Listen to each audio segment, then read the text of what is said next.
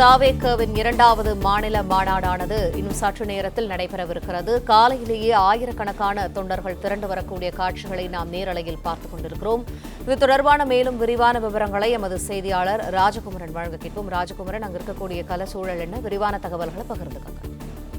தமிழக வெற்றி கழகத்தின் இரண்டாவது மாநில மாநாட்டில் உற்சாகத்தோடு தாவேகா தொண்டர்கள் பங்கு பெற்றிருக்கின்றார்கள். தமிழகத்தின் அனைத்து மாவட்டங்களில் இருந்தும் ஏராளமான வாகனங்கள் தொடர்ந்து மதுரை பாரபக்தியை நோக்கி வருகின்ற வண்ணமாக இருக்கின்றன.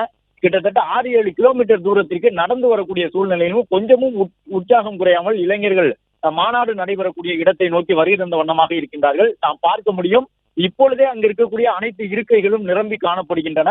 தொடர்ந்து ஆயிரக்கணக்கான தொண்டர்கள் தமிழக வெற்றி கழகத்தினுடைய இந்த மாநாட்டில் பங்கு பெறுவதற்காக வயது வேறுபாடு இல்லாமல் பலரும் வருகின்றாலும் கூட இளைஞர்கள், இளம் பெண்கள் கூட்டம் அதிகமாக காணப்படுகின்றது.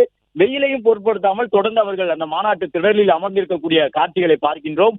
மாநாடு சரியாக 3:30 மணிக்கு பிறகுதான் நடைபெறும். 1 மணி நேரம் கலை நிகழ்ச்சி நடைபெறும்.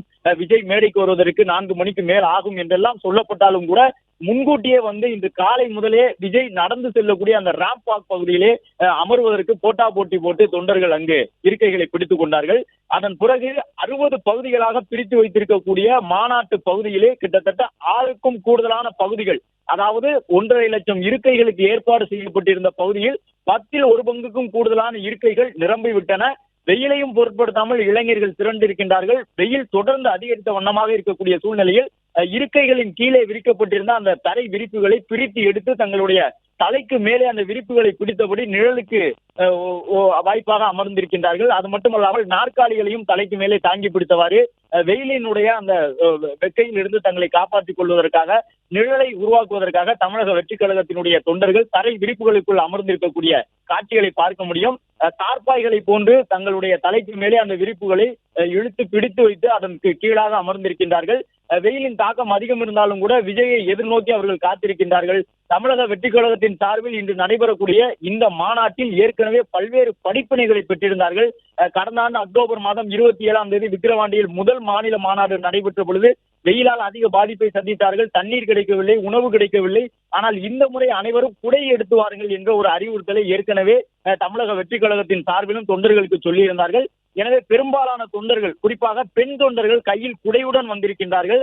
ஆனாலும் இளைஞர்கள் ஏராளமாக இருக்கக்கூடிய சூழ்நிலையில் கையில் குடை இல்லாதவர்கள் தரை விரிப்புகளை பிரித்து எடுத்து அதை நிழலுக்காக பிடித்தபடி இருக்கின்றார்கள். இருக்கைகளை தலைக்கு மேலே தாங்கி பிடித்தபடி இருக்கின்றார்கள்.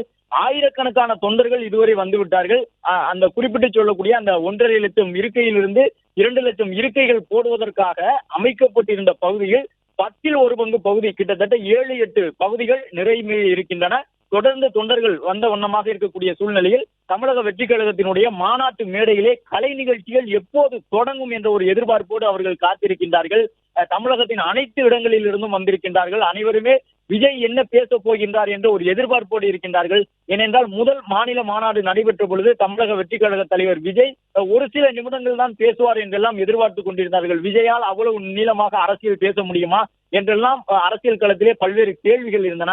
ஆனால் தாவேகா தலைவர் விஜய் உரையாற்றும் பொழுது கிட்டத்தட்ட 1.5 மணி நேரத்திற்கு மேலாக உரை நிகழ்த்தினார். அந்த உரை வீச்சு விஜய் பேசி முடித்த பிறகு தமிழ்நாட்டினுடைய அரசியல் களம் முற்றுமுழுதாக மாறி போனது.